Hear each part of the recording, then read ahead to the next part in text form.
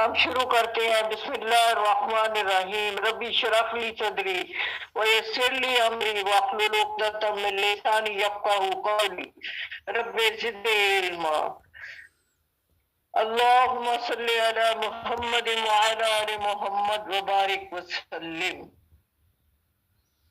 رب ارحمہما کما ربیانی صغیرا۔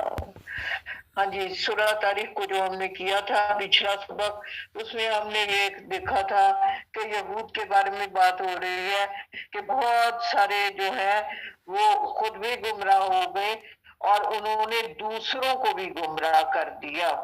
اچھا، جو بندہ خود گمراہ ہوتا ہے نا، اس کے لیے جب وہ اپنی بات ہی کرے گا تو دوسرا جو ہے وہ گمراہی کی طرف چلا جائے گا۔ تو بات یہ ہے، اس میں شعوری طور پہ کسی کو گمراہ کرنا ضروری نہیں ہے۔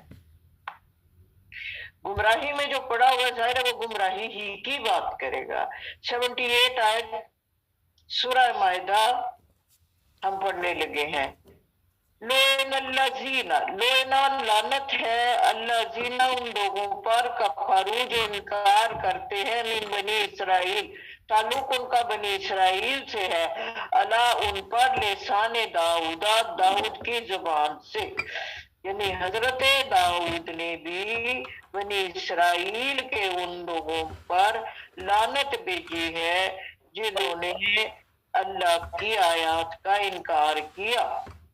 وعیسیٰ ابن مریم، اور حضرت عیسیٰ نے بھی ان پر لعنت کی ہے۔ وہ جو مطلب اللہ کی باتوں کو نہیں مانتے، اللہ کے حکموں کو نہیں مانتے، وہ جو اللہ کے بھیجے ہوئے کلام کو نہیں مانتے، جو صرف مذہبی لبادہ اوڑے ہوئے ہیں اور اندر ان کے خیانت بڑھی ہوئی ہے، یہ وہ علماء یہود، اخبار و صوفیاء یہود کی بات ہو رہی کہ وہ بظاہر چیزوں کو، حرام کو اپنے لیے حلال کر لیتے ہیں۔ ایسے لوگوں پر جو اللہ کے میں حکموں سے انکار کرتے ہیں، حضرت داؤد کی زبان سے بھی اور عیسیٰ ابن مریم کی زبان سے بھی ان پر لعنت بھیجی گئی ہے۔ ذالکہ، اس لیے کہ بما عصوا، نافرمانی کی انہوں نے، وقانو، اور تھے، یعتدون، حدوں کو پار کر جانے والے۔ اللہ کی ہم سورہ مائدہ پڑھ رہے ہیں۔ کیا کہا بیٹا؟ سورہ مائدہ چل رہی ہے؟ جی جی، سورہ مائدہ 78 آیت۔ ہاں جی، ٹھیک ہے، تھینک یو۔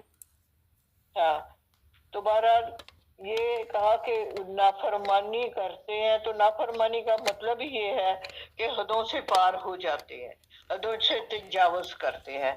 تو اللہ جی، آپ نے قرآن میں کئی جگہ پہ پڑھا ہے کہ اللہ پاک کو پسند نہیں ہے کہ حدوں سے تجاوز کیا جائے۔ جو مقرر کردہ اللہ کی حدیں ہیں، ہمیں ان کے اندر ہی رہنا ہے۔ کانوا لا یتناہون عن منکر فعلوہ، یہ لوگ کانوا لا نہیں کرتے، یتناہون منع، عن منکری جو منکرات ہیں، یعنی جن سے منع کیا گیا، نہیں عن المنکر، فعلوہ جو وہ کرتے ہیں، یعنی ایسی چیزیں جن کو روکنے کا اللہ نے حکم دیا ہے ان سے نہیں روکتے دوسروں کو۔ کون بات کس کی ہو رہی ہے؟ علماء یہود و عیسائی، جن کو اخبار و صوفیاء کہا گیا ہے، یہ نہ تو خود عمل کرتے ہیں۔ پہلی آیت میں یہ بتایا کہ یہ ان کے لیے جو لفظ استعمال کیا ہے کہ یہ سانپوں کے سپولیے ہیں، اور تمہارا حال ان قبروں جیسا ہے جن کے اوپر تو سفیدی بھری ہوئی ہوتی ہے لیکن اندر گلی سڑی ہڈیوں کے سوا کچھ نہیں ہوتا۔ مطلب کیا ہے کہ دل سے تم ایمان نہیں لاتے، ही दिल से तुम कुरान और हदीस और तौरात और इंजील पर अमल करते हो। ये उन्हीं की बात आगे चल रही है 79 में, कि तुम उन चीजों से लोगों को मना नहीं करते जिनसे मना करने का हुक्म दिया गया। अब देखिए, मना करने का अमल एहतसाब होता है असल में। तो मना करने के अमल से बुराई को खत्म करना मकसद होता है। अब जब बुराई को खत्म नहीं करेंगे तो माशरा लाजमन खराबी होगा। तो अल्लाह जी कह रहे हैं, आपको भी पता है कि कुरान ने हमसे कहा कि चाहिए तुम में एक ऐसी जमात हो जो अमर बिल मारूफ का हुक्म दे और नहीं अनिल मुनकर से रोके। मतलब क्या है कि अच्छे काम की तरफ राग़िब करो और बुरे काम से साथ रोकना भी है। कई दफा ये बात हो चुकी कि अगर हम किसी को बुराई से नहीं रोकते तो इसका मतलब ये है कि हम उसमें खुद भी शामिल हैं। या ईमान का सबसे कमजोर दर्जा कि हम दिल में भी उसको बुरा नहीं जानते, तो ये ईमान का दर्जा है ही नहीं। ईमान का दर्जा कमजोर तरीन ये है कि हम उसको कम से कम अपने दिल में बुरा जानने, हाथ से रोके, कुव्वत से रोके नहीं है ये इस्तात तो जुबान से रोके। जुबान से भी नहीं रोक सकते तो फिर एटलीस्ट दिल में जरूर बुरा जानना है उस बात को जिस बात से अल्लाह ने मना किया है। लैसा लबेसा माकानू या फालू, बहुत ही बुरा है वो जो ये अमल करते हैं। क्या बुरा है? ना तो अमर बिल मारूफ का हुक्म देते हैं और ना ही अनिल मुनकर से रोकते हैं। ये बुरा काम है जो वो करते हैं। तरा कसीरम मिनहुम, तुमने देखा उनमें से अक्सर को यतवल्लून, मुड़ते हैं अल्लाज़ीना कफर, उन लोगों की तरफ जो काफिर है, यानी वो काफिरों के हिमायती बनते हैं और उनसे अपने लिए हिमायत तलाश करते।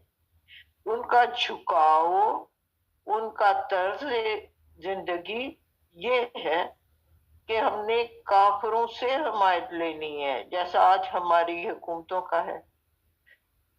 लबीसा, क्या ही बुरा है, माकद्दमत, जो वो भेजते हैं, लहुम, वो अपने लिए, अनफुसहुम, अपने नफ्सों के लिए, यानी आगे जो वो भेज रहे हैं अल्लाह के यहाँ, जो माल वो जमा कर रहे हैं, जो उनके ये करतूत है, ये इन्हीं की वजह से उनके अपने नफ्सों पर वबाल आएगा। ये बहुत बुरा कर रहे हैं।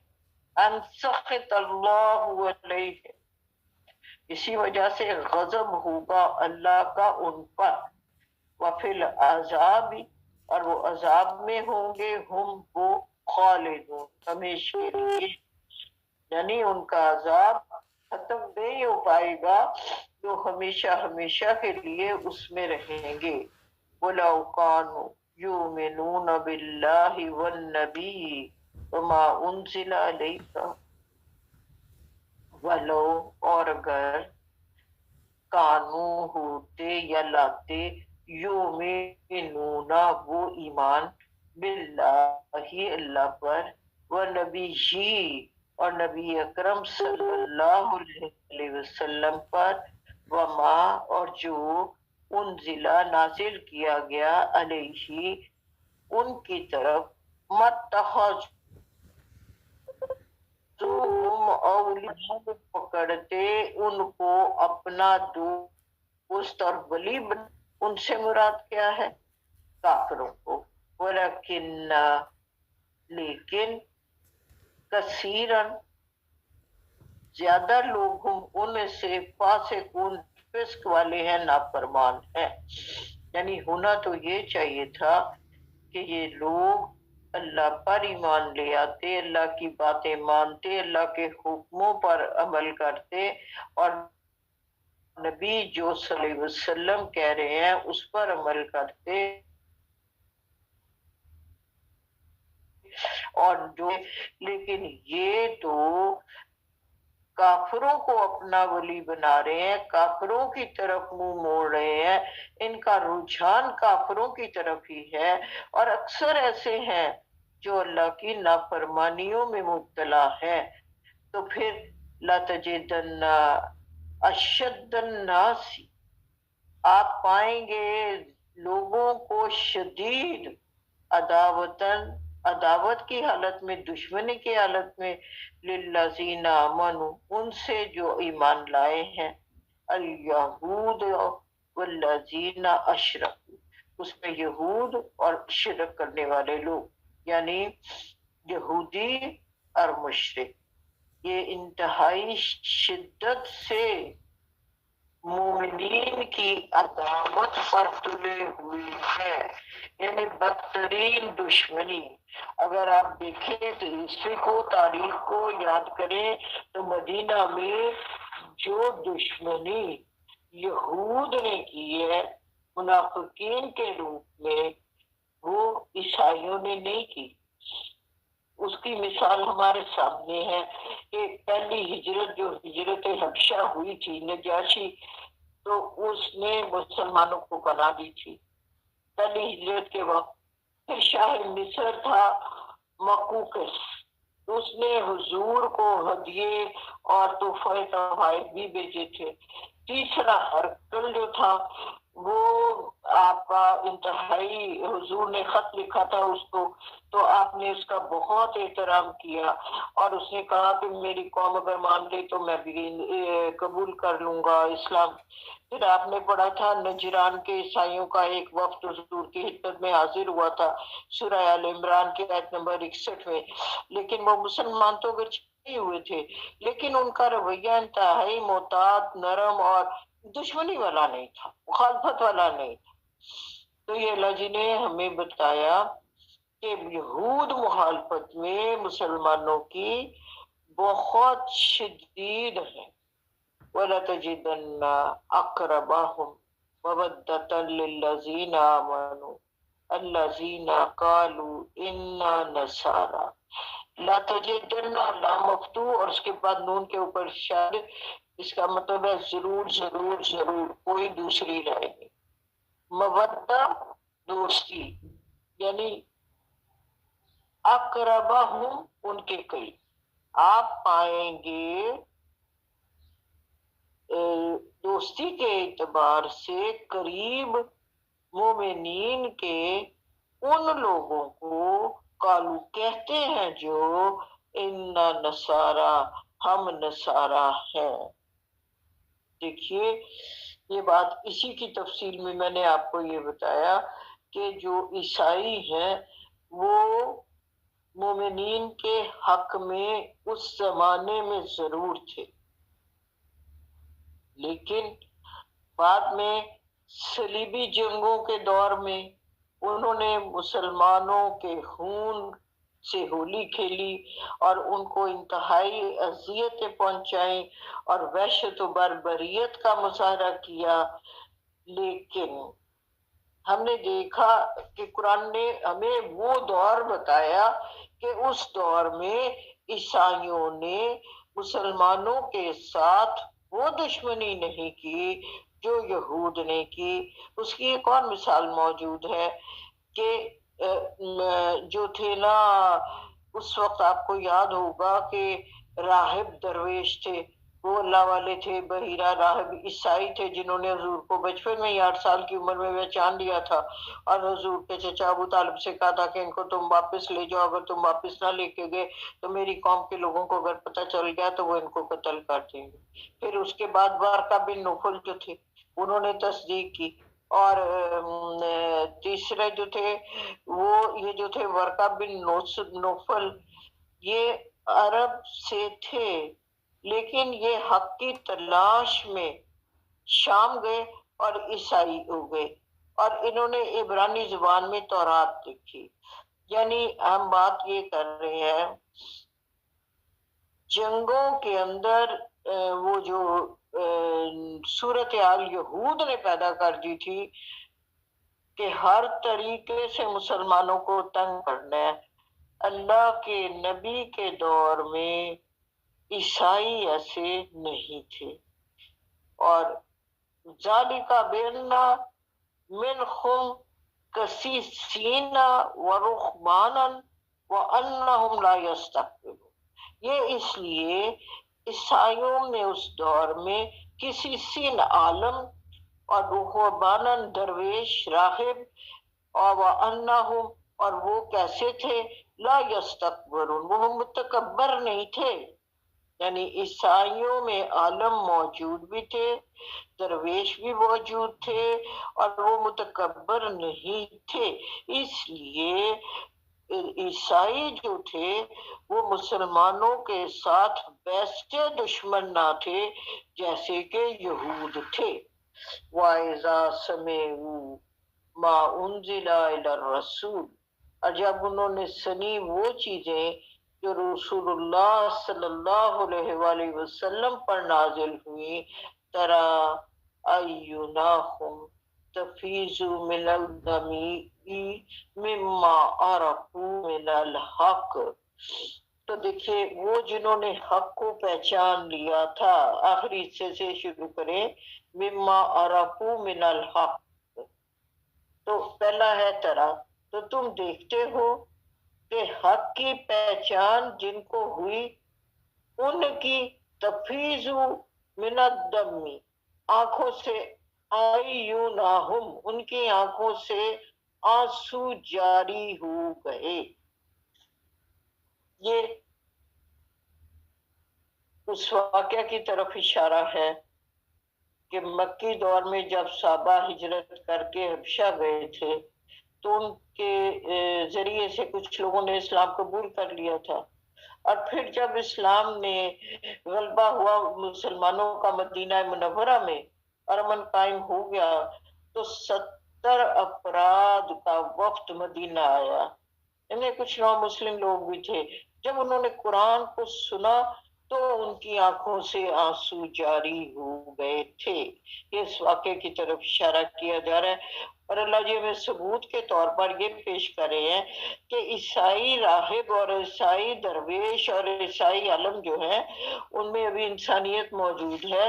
جب انہوں نے قرآن کو سنا تو ان کی آنکھوں سے آنسو جاری ہو جاتے ہیں. وہ دشمنی میں اتنے آگے بڑھے ہوئے نہیں ہیں جتنے کہ یہود بڑھے ہوئے ہیں. یقولون وہ کہہ رہے ہیں ربنا اے ہمارے رب، آمنا ہم ایمان لے آئے، فاکتبنا پس آپ لکھ لیجئے ہمیں نا مال شاہدین گواہی دینے والوں میں.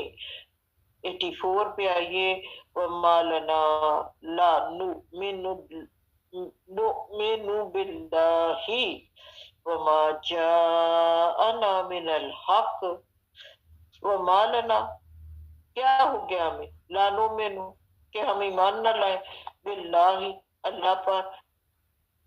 کیوں نہ لائیں؟ وما جانا ہم پہنچ چکے ہیں من الحق تک. جب ہم حق تک پہنچ گئے ہیں، ہم سچ تک پہنچ گئے ہیں، ہم نے جان لیا ہے کہ سچائی کیا ہے، ہم نے جان لیا ہے کہ نبی اکرم صلی اللہ علیہ وآلہ وسلم برحق ہے. ہم جب یہ پہچان گئے ہیں حضور ہی وہی آخری نبی ہیں جن کی بشارت موجود ہے، تو پھر ہم ان پر ایمان کیوں نہ لائیں.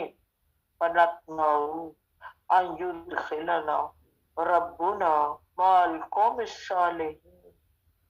اور ہمیں خواہش شدید ہے کہ ان یدخلنا وہ داخل کر لے ہم کو ربنا جو ہمارا رب ہے، مع القوم الصالحین اپنے نیکوکار بندوں کے ساتھ. ربنا جعلنا منہم اللہ ہم کو بھی ان میں شامل کر لے جو اللہ کے نیک بندے ہیں سارے لوگوں میں. فَآصَابَهُمُ اللَّهُ بِمَا قَالُوا. جی اللہ نے دیا ہے ان کو بما قالوا، اس کے بدلے، یہ جو قول ان کا ہے اس کے بدلے اللہ نے ان کو جزا دی ہے نا، وہ کیا ہے؟ جنات تجری من تحتها الانہار خالدین، وہ باغات ہیں جس میں ندیاں بہتی ہیں اور اس میں ہمیشہ ہمیشہ کے لیے رہیں گے۔ یہ کس کو انعام ملا ہے؟ ان تمام عیسائی اہل کتاب لوگوں کو جنہوں نے کہا ہم اللہ پر ایمان کیوں نہ لائیں جب ہم نے پہچان لیا ہے کہ ہم حق تک پہنچ گئے ہیں۔ ذالکا جزاء المحسنین، یہ جزا ہے، یہ بدلہ ہے احسان کی روش کا۔ دیکھیے محسنین کا درجہ کدھر ہے، کیسا ہے؟ پہلی بات یہ کہ وہ نفوس، وہ لوگ، وہ جو اسلام قبول کر لیں، اسلام کے بعد ان کا دل ایمان سے بھر جائے، پھر یہ اسلام اور ایمان ان کو اعمال تک پہنچا دے۔ تو محسن وہ ہے جو عمل کا درجہ ہے، جس کے اعمال میں آپ کے دین کا اور ایمان کا رنگ شامل ہو جاتا ہے۔ یعنی پہلا درجہ اسلام، آپ نے اسلام قبول کر لیا، پھر اسلام کے حکموں کو مانا اور دل میں ایمان داخل ہو گیا اور وہ مومن بن گئے۔ اور بڑا ہے نا 18واں پارہ شروع میں قد افلح المومنون، یقیناً ایسے مومنین پا گئے فلاح۔ کون سا مومن؟ جو تیسرے درجے تک پہنچ گیا، پہلے اسلام قبول کیا، پھر اس کے دل نے گواہی دے کے ہر چیز کو اقرار باللسانی و تصدیق بالقلب کر لیا، قلب سے مان کے ہر چیز کو، پھر اس کو اعمال میں ڈھال دیا، اس پہ عمل شروع کر دیے، تو وہ محسنین بن گئے۔ آپ کو یاد ہونی چاہیے وہ حدیث بھی جس میں یہ فرمایا تھا اللہ کے حبیب صلی اللہ علیہ وآلہ وسلم نے کہ اس محسنین اس درجے پہ ہوتے ہیں کہ وہ رب کو دیکھ رہے ہوتے ہیں، اور اس سے نیچے کا درجہ کیا ہے کہ ہر وقت ذہن میں یہ رہے کہ میرا رب مجھے دیکھ رہا۔ 86 پہ آئیے، والذین کفروا، وہ لوگ جنہوں نے انکار کیا، وکذبوا، اور جھٹلا دیا، بآیاتنا، ہماری آیات کو، اولئک، یہی وہ لوگ ہیں، اصحاب الجحیم، جو جہنم میں جانے والے ہیں۔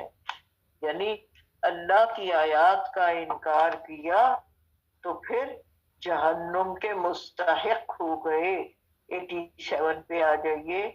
اب بات ہونے لگی ہے کہ حرمتیں اور یہ حلت و حرمت، تحلیل و تحریم، یہ اسلامی شریعتوں کا اہم موضوع ہے، اور یہ بار بار یہ ذکر آتا ہے کہ کیا حرام ہے، کیا حلال ہے، کیا نہ کھاؤ، کیا کھاؤ۔ تو 87 میں اللہ جی کہہ رہے ہیں اے صاحب ایمان لوگو، لا تحرموا طیبات، تم کا حرام نہیں ہے طیب چیزیں، ما احل، جو کہ حلال کر دی اللہ نے لکم، تمہارے لیے۔ اب ہوتا یہ تھا کہ بعض اوقات حلال چیزیں بھی لوگ اپنے اوپر اس خیال سے حرام کر لیتے تھے کہ شاید اس میں کوئی شک ہے، یا یہ مثال بھی موجود ہے کہ حضرت یعقوب نے اونٹ کا گوشت اپنے اوپر خود منع کیا، شاید وہ کبھی کبھار کھا بھی لیتے ہوں گے، لیکن قوم نے اس کو حرام کر لیا۔ اور جب امت مسلمہ کو یہ کہا گیا کہ اونٹ تمہارے لیے حلال ہے، تو ان کو بڑا اعتراض ہوا کہ ہمارے لیے حرام تھا تو اب آپ نے حلال کر دیا۔ تو اللہ جی نے کہا کہ سند لاؤ، اگر میں نے کہیں کہا ہے آپ کے پاس تو رات موجود ہے، دیکھو مجھے بتاؤ میں نے کب کہا ہے؟ تو یہاں اللہ جی نے کھول کے کہہ دیا کہ جو حلال چیزیں ہیں ان کو اپنے اوپر حرام نہ کرو. ذہن میں بات رہے نبی اکرم صلی اللہ علیہ وآلہ وسلم کے شہد نہ کھانے کی، تو اللہ جی نے وحی کے ذریعے کہا کہ آپ شہد کھایا کریں، ورنہ امت اس کے فیوز و برکات سے محروم رہ جائے گی. وَلَا تَعْتَدُوا، اور حد سے تجاوز نہ کرو. دیکھیے حلال اللہ کا جو ہے نا، حلال کو حرام اور حرام کو حلال کرنے کا اختیار اللہ جی نے صرف اپنے ہاتھ میں رکھا ہے. یہ اختیار انبیاء کو بھی نہیں دیا گیا. چہ جائے کہ یہود کے جو تھے راہب اور عالم، وہ یہ اختیار خود رکھتے تھے. اور اس پر اگر آپ کو یاد ہو تو وہ مثال میں نے بتائی تھی، حاتم تائی کے بیٹے جو تھے وہ اللہ کے نبی کے پاس آئے تو انہوں نے کہا کہ ہم جیسا آپ کا دین ہے ویسے ہی، وہ عیسائی تھے. تو انہوں نے کہا ہم تو اللہ کو بھی مانتے ہیں اور مسلمانوں کی طرح ہی ہیں ہمارے عقائد اور ہمارے عمل. تو اس کے جواب میں اللہ کے حبیب نے یہ فرمایا تھا کہ کیا تمہارے راہب اور علماء حلال کو حرام اور حرام کو حلال نہیں کرتے؟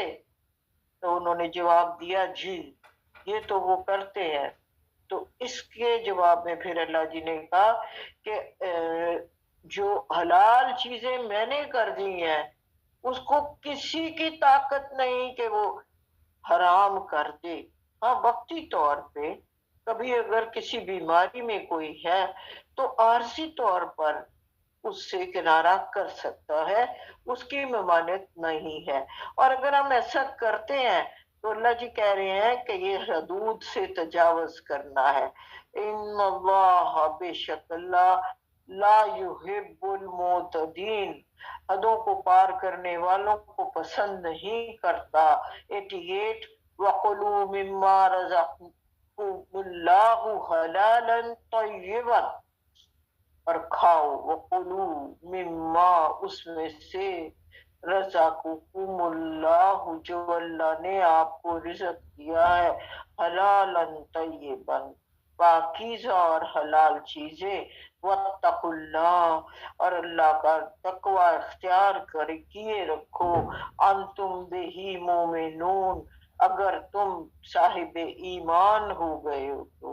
اسلام کی بات نہیں کی، ایمان کی بات کی ہے.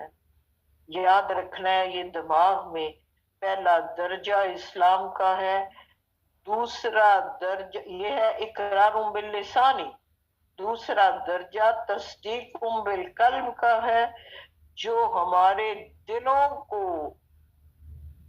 ایسے پکڑ لے، وہ ایمان. اور تیسری بات احسان کا درجہ ہے، جب ہم اعمال میں اپنے ایمان کو ڈھال دیتے ہیں، ہمارے کردار میں وہ ساری خوبیاں آ جاتی ہیں جو ایک مسلمان شخصیت میں ہونی چاہیے. کیا کہا تھا اقبال نے، میرے ذہن میں بات آ رہی ہے،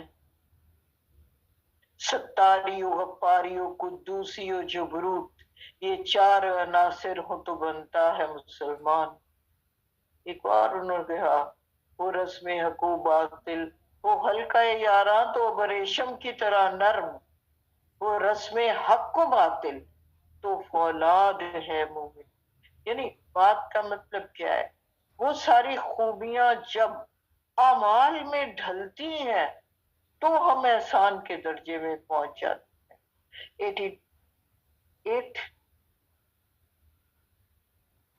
89 پہ آ جائیے.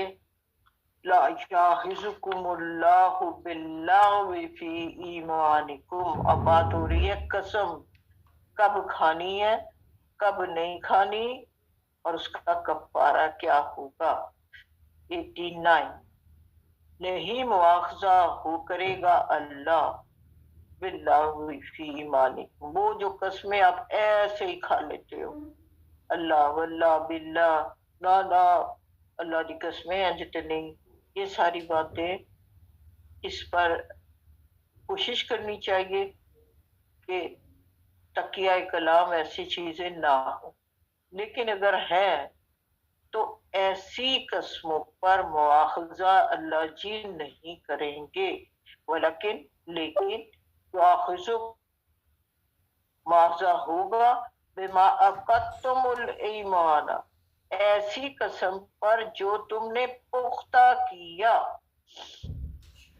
یعنی میں نے قسم کھا کر کہا کہ ایسا میں قسم کھاتا ہوں کہ میں اگر یہ تو نے کیا تو میں فلاں غلط کام کر لوں گا، تو اس طرح کا قسم کا مواخذہ ضرور ہوگا، یہ اللہ جی فرما رہے ہیں کہ پکڑ ہوگی ایسی قسم کی، وَكَفَّارَتُهُ، اور اس کا کفارہ اگر بحالت مجبوری آپ کو یہ قسم توڑنی پڑے تو پھر اس کا کفارہ کیا ہے؟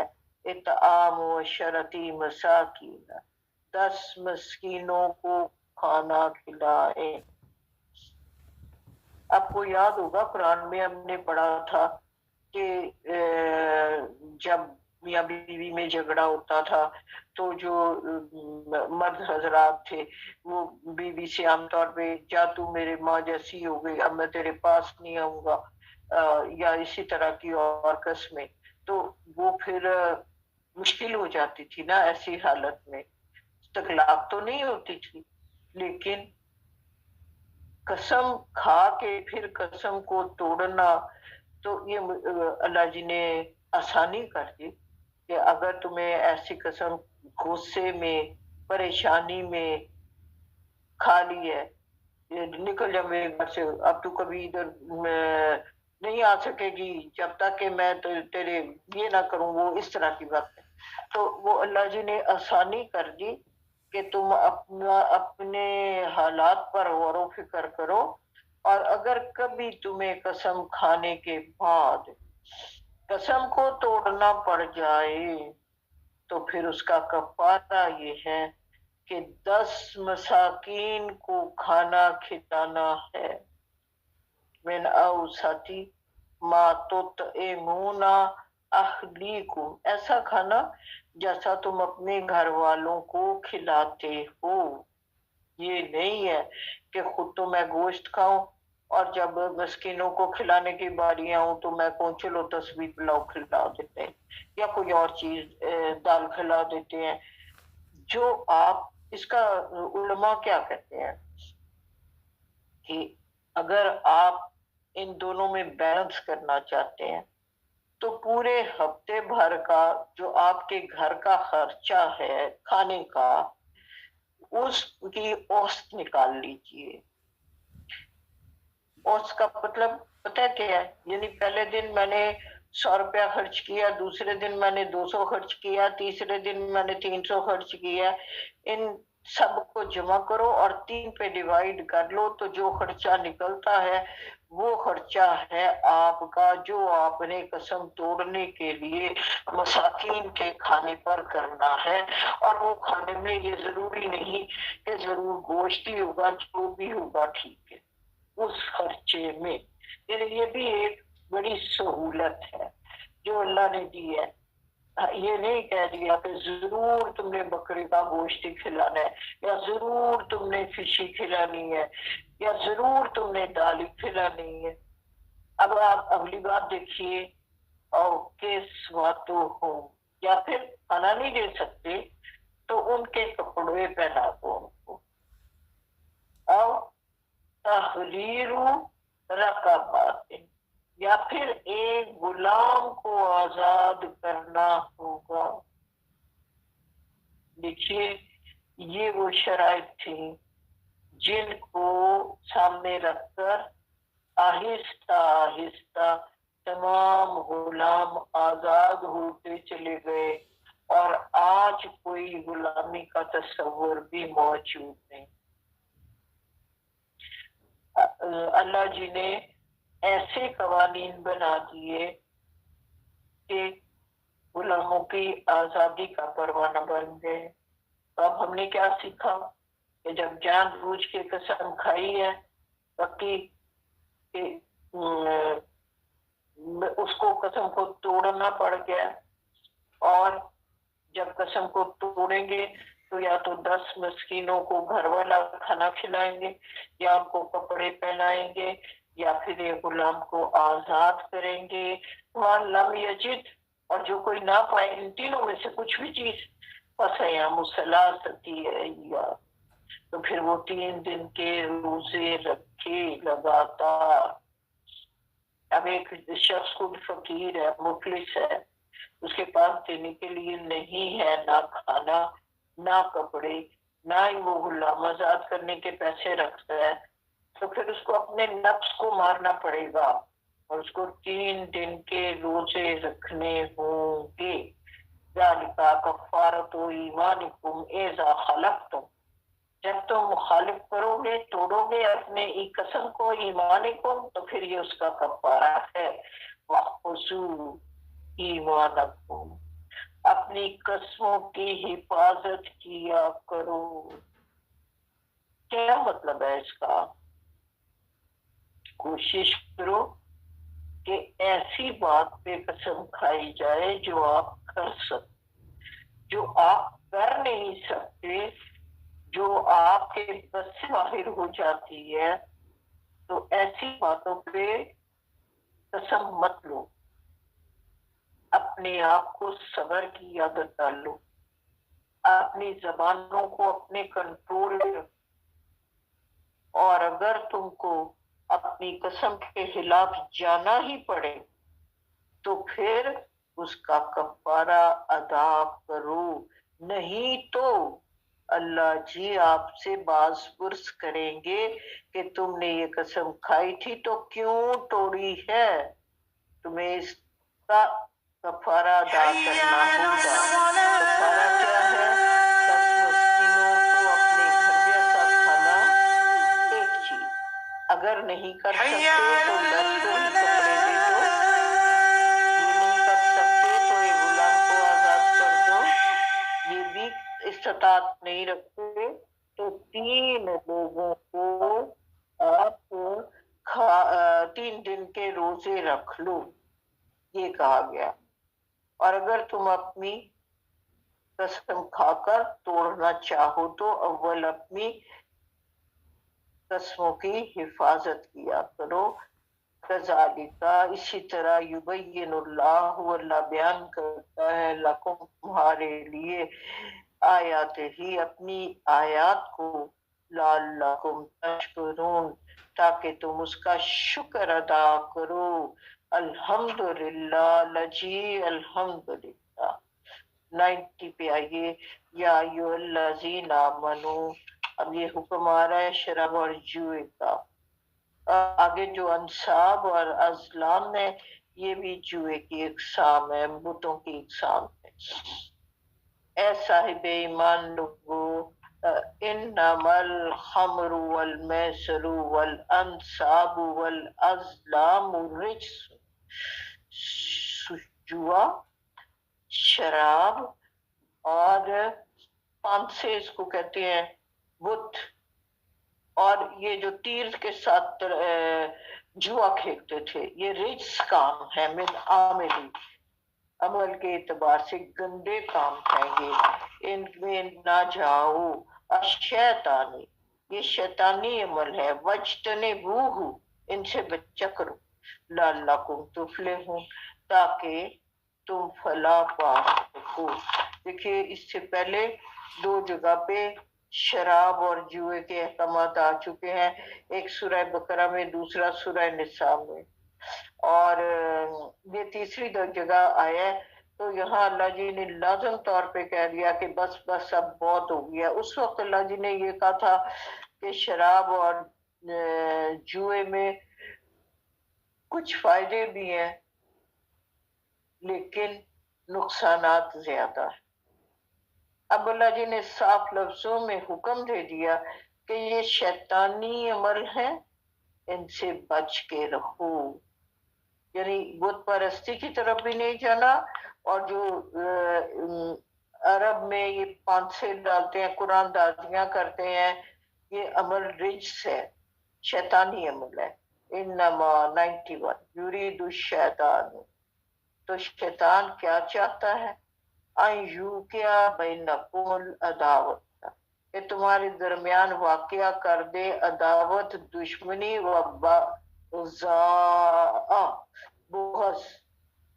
فی الخمر والمیسر, شراب اور جوئے کی وجہ سے. اب آپ اس کو اگر کھولیں تو آپ کو پتہ چلتا ہے کہ شراب اور جوئے سے دشمنیاں اور بغض پلتے ہیں, یہ اللہ جی کہہ رہے ہیں.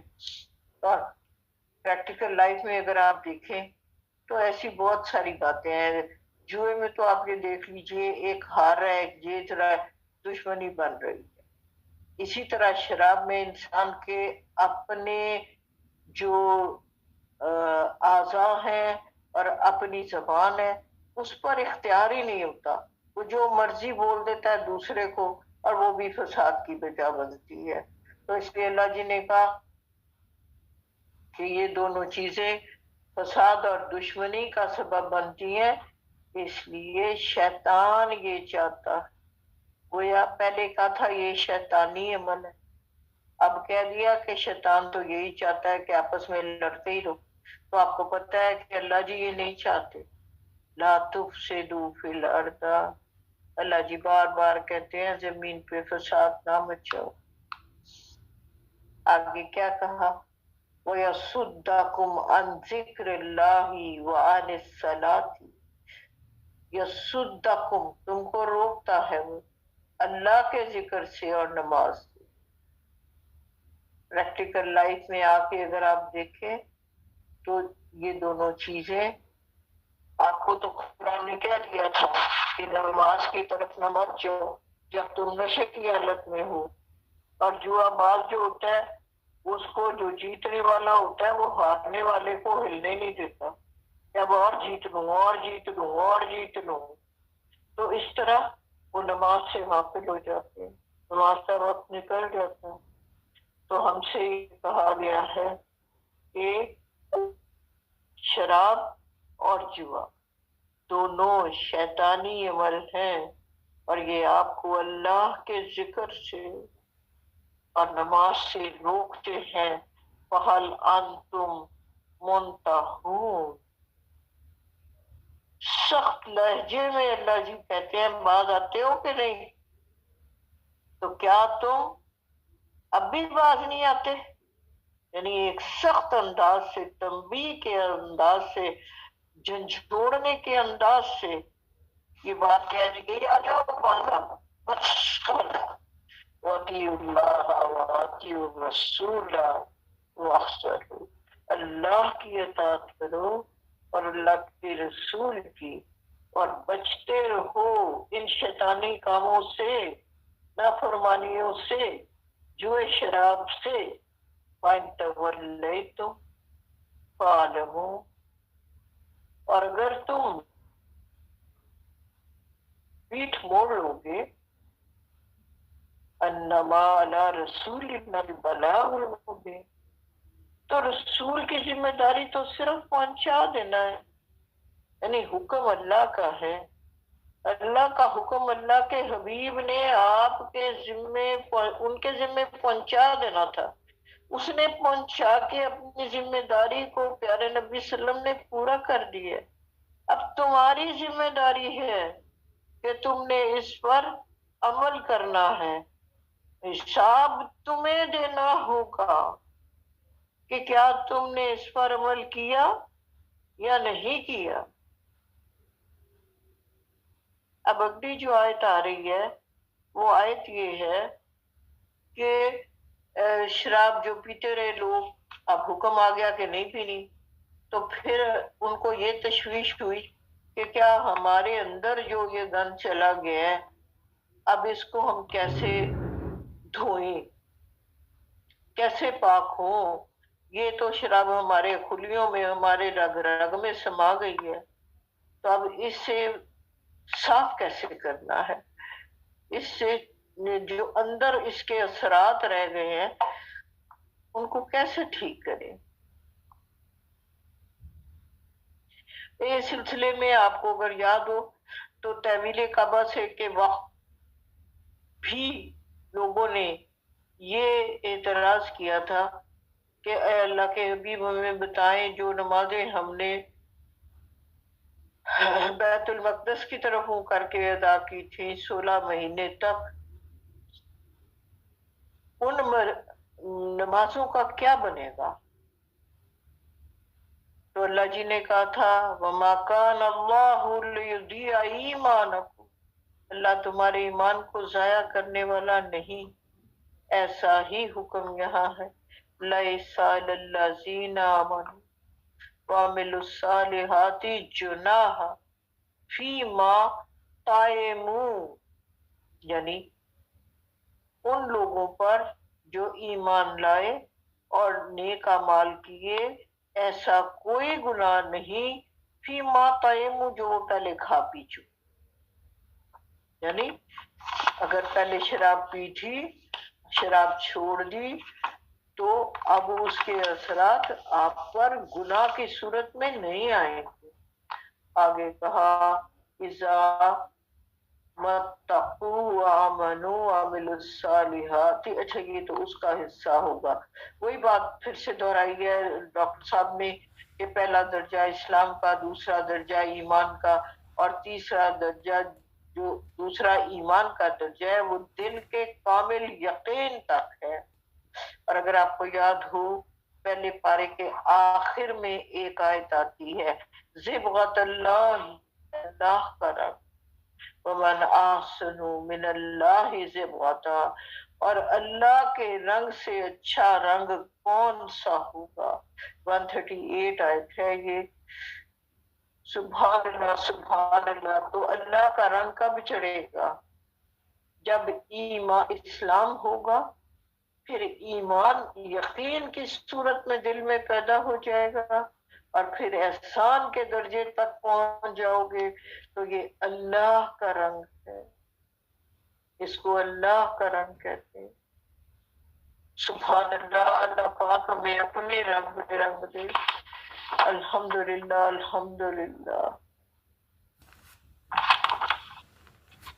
واللہ یحب المحسنین، اللہ ایسے محسن بندوں کو محبوب رکھتا ہے۔ گویا اللہ جن سے پیار کرتا ہے وہاں تک، اس منزل تک جانے کے لیے 3 مدارج سے گزر کے جانا ہوگا، اسلام، ایمان اور احسان۔ اور احسان کے درجے پر جب آپ پہنچ جائیں گے تو اللہ کی ذات کے محبوب بن جائیں گے۔ وہاں اللہ ہم کو پکار کے کہے گا سلام قول من رب الرحیم، اللہم جعلنا منہم، اللہم جعلنا منہم، وآخر دعوانا الحمدللہ رب العالمین۔ شکر اللہ کا، شکر اللہ کا، کروڑوں بار اللہ کا شکر جس نے ہمیں محسنین بننے کی ہدایت دی ہے۔ ایک ڈیٹیل تھوڑی سی اس میں ہے 2 منٹ کی، میرا خیال ہے وہ آپ سن لیجئے۔ پیارے احسان کی تعریف کیا ہے؟ احسان کی حدیث جبرائیل، اس کو ام السنہ کہا گیا ہے۔ جیسے ام القرآن ہے، اسی طرح جیسے سورہ فاتحہ کو دیا گیا ہے اساس القرآن، اسی طرح جو حدیث جبرائیل ہے یہ سنت کی اساس ہے۔ یعنی یہ وہ باتیں ہیں جو حضرت جبرائیل کی اور پیارے نبی صلی اللہ علیہ وآلہ وسلم کی آپس میں ہوئی۔ تو ایک دن جبریل امی تشریف لائے اور نبی اکرم صلی اللہ علیہ وآلہ وسلم سے پوچھا اسلام کیا ہے؟ تو پھر اس کا پیارے نبی صلی اللہ علیہ وآلہ وسلم نے فرمایا تم ایمان لاؤ اللہ پر، فرشتوں پر، کتابوں پر، رسولوں پر، یہ اسلام ہے۔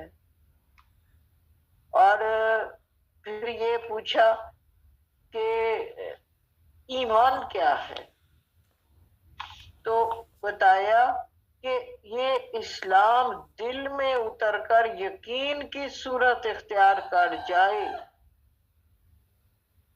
تو یہ ایمان ہے. یعنی ایمان کی جڑ نے دل کی زمین میں قرار پکڑا تو اسلام ایمان بن گیا.